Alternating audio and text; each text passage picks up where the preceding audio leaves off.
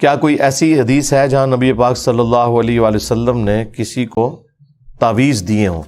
یعنی یہ جو تعویذ آپ یہ نمبروں والے یا کاغذ پہ لکھ کے اس طرح کا دینا تو ثابت نہیں ہے. نبی علیہ السلام نے پوری امت کو تعویذ دے دی ہے نا جی. آخری 3 صورتیں المعوذات، 3 پناہ دینے والی صورتیں. بخاری میں حدیث ہے نبی علیہ السلام رات کو سونے سے پہلے 3 دفعہ پڑھتے تھے آخری 3 صورتیں، سورۃ الاخلاص، سورۃ الفلق اور سورۃ الناس. ہاتھوں پہ پھونک کے پورے جسم پہ جہاں تک ہاتھ پہنچتا تھا تو ملتے تھے. اور مسلم شریف کے الفاظ ہیں کہ اگر حضور کے گھر والوں میں کوئی بیمار ہو جاتا تو نبی صلی اللہ علیہ وآلہ وسلم یہ 3 صورتیں پڑھ کے دم کیا کرتے تھے.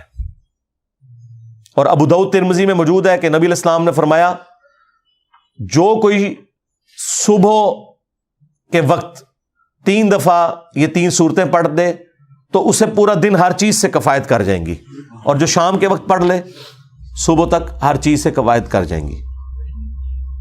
بلکہ ترمذی میں تو یہاں تک ایک حدیث موجود ہے، سنن نسائی الکبریٰ میں بھی فضائل قرآن والے چیپٹر میں، کہ جب نبی علیہ السلام پہ یہ آخری 3 صورتیں نازل ہوئی ہیں نا، پھر حضور عام دعائیں چھوڑ دیتے تھے، صرف یہ 3 صورتیں ہی پڑھتے تھے. یہ سارے وظائف پہ بھاری ہیں.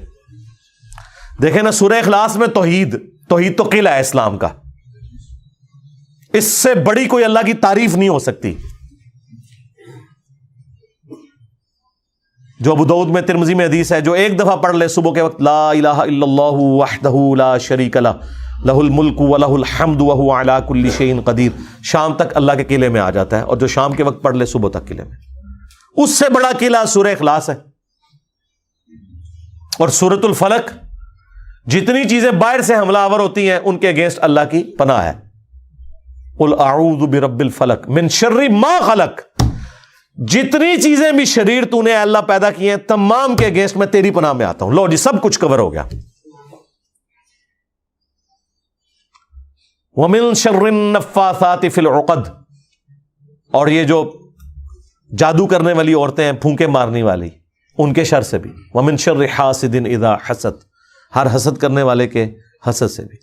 اور سورۃ الناس میں جتنی چیزیں اندر سے حملہ آور ہوتی ہیں، شیاطین جو اندر چھپے بیٹھے ہیں، قُلْ أَعُوذُ بِرَبِّ النَّاسِ مَالِكِ النَّاسِ إِلَٰهِ النَّاسِ مِن شَرِّ الْوَسْوَاسِ الْخَنَّاسِ الذی یوسوس فی صدور الناس من الجنۃ والناس. چاہے علماء میں سے ہو چاہے جنات. ظاہر ہے یار، اگر نہ یقین ہے تو آپ پوچھ لیں. مثلاً آپ کسی بریلوی سے جا کے پوچھیں یہ جو قرآن میں آیا ہے، بریلوی عالم سے، کہ چاہے جنات میں سے کوئی شیطان ہو یا انسانوں میں سے شیطان ہو، ان کے اگینسٹ اے اللہ میں تیری پناہ میں آتا ہوں. تو یہ انسانوں میں شیاطین کہاں پائے جاتے ہیں؟ کیا داتا دربار کا امام ہے؟ وہ کہے گا توبہ جی ہوتے ماشاءاللہ اللہ دے ولی نے. تو پوچھے وہ جو رائے ونڈ میں بیٹھے ہیں، کہیں گے ہاں او ہاں. اور رائے ونڈ والوں سے پوچھیں کہ یہ انسانوں میں جو شیاطین ہے یہ کدھر ہیں؟ کیا علماء دیوبند رضی اللہ عنہم ہے؟ وہ کہیں گے نہیں وہ تو اللہ کے ولی ہیں. تو پھر کون ہے؟ وہ کہیں گے جن رضی اللہ عنہم پہ وہ شیاطین حملہ آور ہوئے ہیں جو المہند میں لکھا ہے، یعنی کہ بریلوی ہے، ان کے بارے میں. میرا تو خیر نام لیں گے سارے، وہ بے فکر رہے آپ، لیکن میرے علاوہ بھی ان کو کہیں انجینئر صاحب کی پیدائش سے پہلے بھی تو شیاطین تھے نا انسانوں میں، وہ کدھر ہیں؟ تو ظاہر ہے وہ اعلیٰ حضرت نے اسام الارمین میں لکھا ہے 4تھا فرقہ وہابیہ شیطانیہ، یہ شیطان لعین ابلیس کے پیروکار ہیں، جس طرح کے رافضی شیعہ شیطان اطاق کے پیروکار ہیں. وہ کہتے ہیں وہ تو چھوٹے شیطان کے پیروکار ہیں نا شیعہ، جو دیوبند اور اہل حدیث ہیں یہ بڑے شیطان کے پیروکار ہیں. آپ سوچ رہے ہوں گے کیوں؟ والا حضرت نے تو یہاں تک لکھا ہے کہ شیعہ کو وہابیوں سے بدتر کہنا یہ شیعہ پہ ظلم ہے، کیونکہ شیعہ صحابہ کے گستاخ ہے اور وہابیہ رسول اللہ کے گستاخ ہے. لاجیکلی بات بالکل ٹھیک ہی ہے. اگر ہے نا تو ظاہر رسول اللہ کا گستاخ تو بڑا شیطان ہوگا نا، صحابہ کا گستاخ تو چھوٹا شیطان ہوگا.